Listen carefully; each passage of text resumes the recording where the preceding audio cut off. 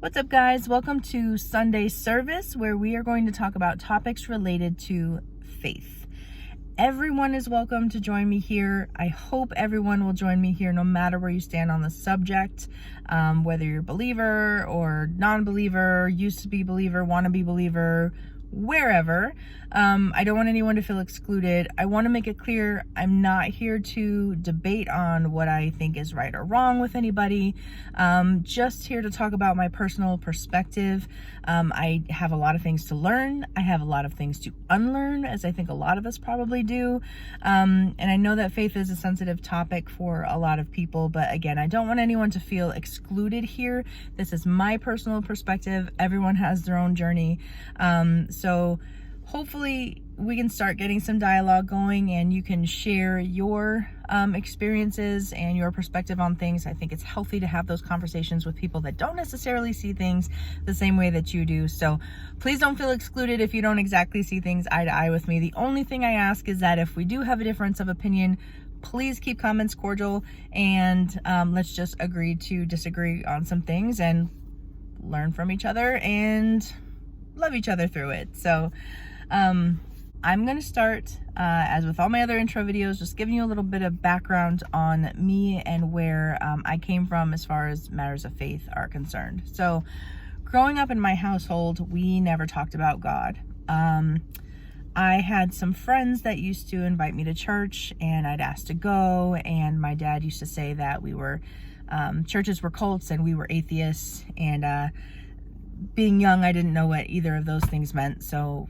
I just kind of rolled with it, I guess. In high school, though, I had a friend that used to talk to me about God pretty much every chance that she got, I think. And it was kind of awkward, really, because I didn't know how to really be receptive to those conversations. But she'd keep going anyway, which I think was pretty impressive. I think 14, 15 at the time. Plus I think she was a year younger than me. So, definitely impressive that she kept being persistent with me, and I'm glad that she did. I don't remember exactly what led up to it, but I remember there was one night that she ended up calling me at home and, prayed the prayer of salvation with me. And I didn't really understand at the time fully, I think, what I was doing, or the impact that was going to have on my life. I knew when I got off the phone, I mean, aside from bawling like a baby, I knew that I felt different. I just didn't really know the extent of it. But shortly after that is when my life kind of took a hit, and I feel like it was just the perfect timing, because I truly believe had I not accepted Christ at that point in my life, I think things would have ended up a lot differently for me. And while I still was kind of not really on the best path, I was on the way, or semi-involved in some things that I think probably would have either taken my life or made it drastically worse. So again, quick shout out to Deneen. If she is watching, I am forever grateful for her role in my life and the sacrifice that she made of staying on me with those conversations. So I love you eternally for that, for sure.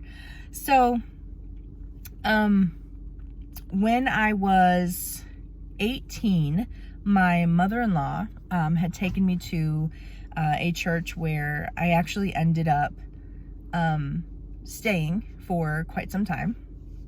And this church actually became what molded my entire outlook on Christianity and faith and church and all that, because I really didn't have any other experience prior to that. So I kind of relate this experience to my relationship with my husband, in the sense that it's like the one that you're with is all that you know, so you just grow with it and you don't really question anything until you're kind of really deep into it, and then one day you're like, wait a minute, something's not right. So, you stay because you're committed and you trust them, and it's hard to really see things for what they are when you're in it. You have to have an opportunity to kind of step outside of a situation and look in to see all the things that you might be missing. So a lot of the people who were still in it at the time didn't understand why I started questioning some things. And there are some people who are still there today who may still feel the same way. Again, but I did have an opportunity to kind of step outside of that some years into my time there. So it was during a time when my younger sister was living with me at the time, and our car had broken down, and we were having the hardest time finding people to give us a ride to church, which for us was weird because we would drop anything to help anybody, no matter what it was. We would drive clear across town without thinking of it. We would inconvenience ourselves for other people. It was just weird, the struggle that we had. So that was kind of like the first thing that was like, hey, what's going on here, right? But what happened was it caused me to then have to do more Bible study at home because I couldn't find a ride to church, so I missed service. So the Bible study I had to do on my own. We should have been doing Bible study on our own anyway. The pastor always did encourage us to, go back and study the topics that were talked about in service. Admittedly, I didn't do a whole lot of that. I did occasionally, but I pretty much just took the pastor at his word. Whatever was taught is what I took in. I didn't go back to really research things. I think if I was looking up anything, it was looking up other things that kind of supported what it was that he was talking about. And I didn't really take ownership of this, like the study piece of what I should have been doing. So missing service caused me to have to do that. And what happened was I started to see things in the word that were kind of different than what was being talked about in service. For example, there would be scriptures that would have a semicolon, and the pastor, maybe always said just the first piece, but never said the second piece. Or it would be like a conjunction. So it would be like an if this, then that, type of thing. So, the pastor would give that end piece. So it seemed like what was being said was, here's God's promises, when really the scripture that was being given was conditional. So there was a first piece of scripture that often was not ever said.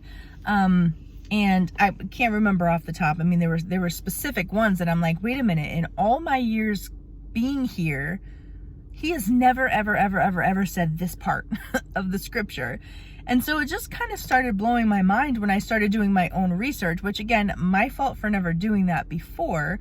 But it just was weird. It just didn't sit right with me. And then, times where, and I think most pastors do this, but they might have different versions of the Bible that they go to use to kind of support their, the scripture that they're giving, which for the sake of trying to help someone understand what the scripture is saying, I get it. But let me just say, first of all, the fact that there are so many different versions of the Bible and so many people have their favorite that they always go to, that alone is kind of concerning, because some of these Bibles are very different. If you really compare the scripture, I mean, they're completely changing what it's actually trying to say. So that alone is weird to me. But sometimes there would be times where, he would use a different version of the Bible, and that version kind of supported what he was saying. But if you went back to the King James version, or something, it just was different. And so again, it just kind of made me start questioning, what I had been learning, and kind of who I had become at the time. I started realizing that there were deeper parts of the scripture that we just hadn't really gotten to. And I felt like it was like this surface Christianity, if that makes sense. And I started to ask myself, like,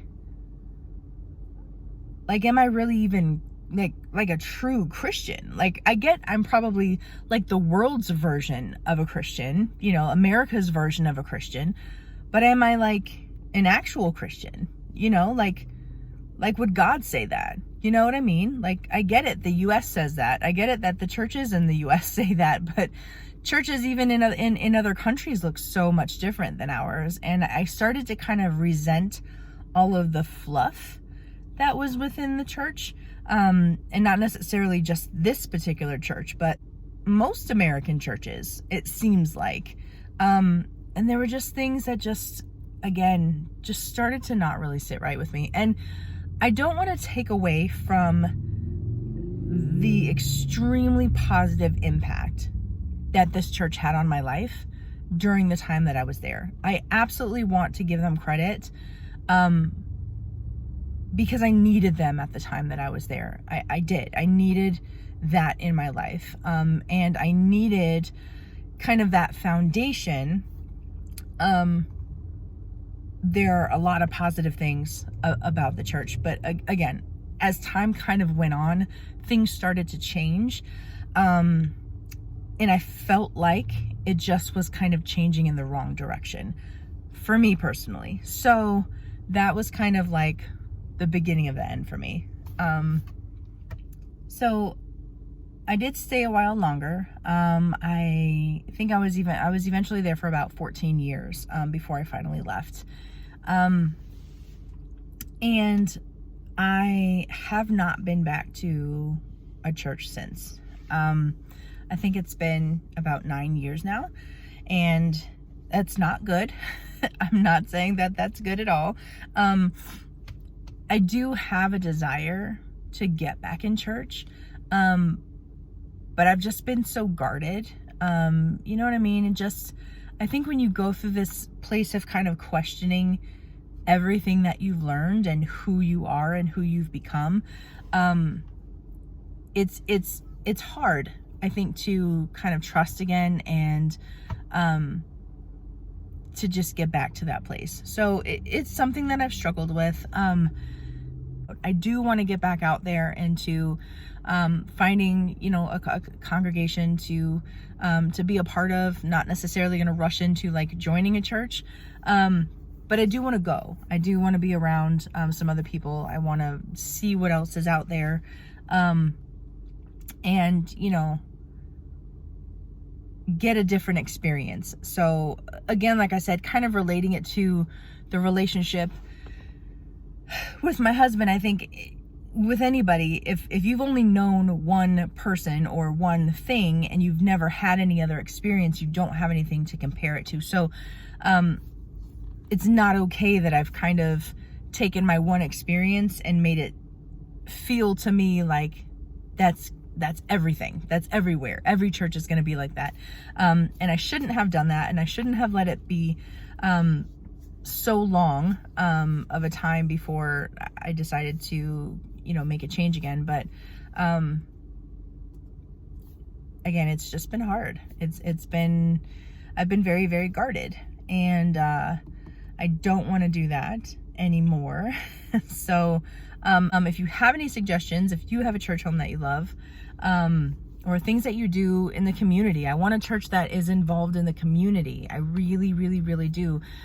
Reach out to me, leave some comments, let me know where you go, what you do, what your thoughts are. I'd love to hear from you. So I'm gonna go ahead and wrap it up for today.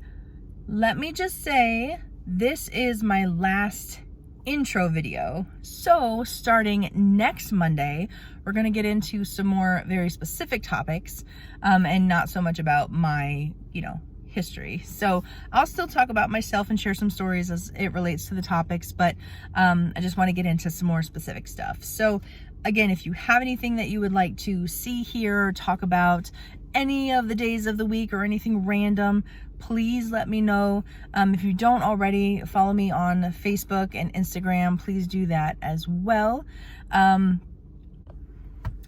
Be sure to like, subscribe. If you ever see anything in any of these videos that has helped you, please share.